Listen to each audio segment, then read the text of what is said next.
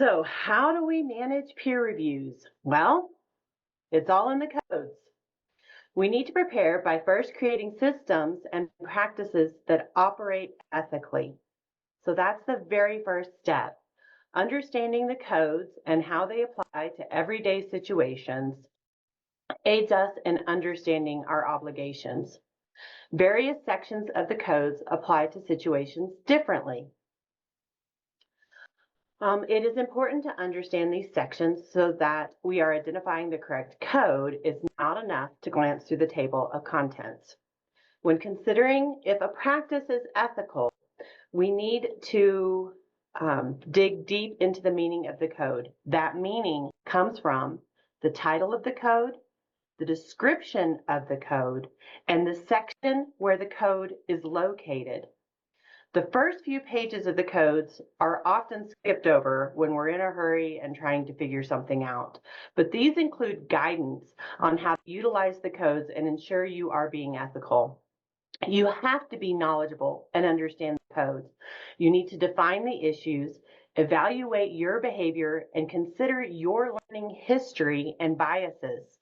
How are those things impacting the situation? I do not want to mention that it's important to evaluate how your behavior is being influenced by the context. I've worked with many BCBAs who found themselves in unethical situations because they fell prey to delayed discounting.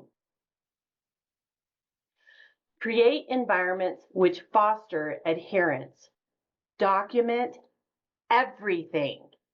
Otherwise, you're playing in a ring made of molasses. Use the codes in a contextualized and functional way. Consider the specific situation and focus on the purpose of the codes. So when we're talking about the codes and we're talking about peer reviews and advocating with insurance, we're talking about the top 3 sections. Section 1 is professionalism. This is how we behave as behavior analysts, how we work with others.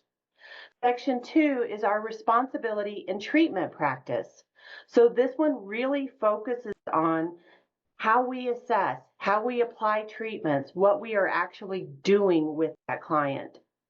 Section 3 is our responsibility in agreements.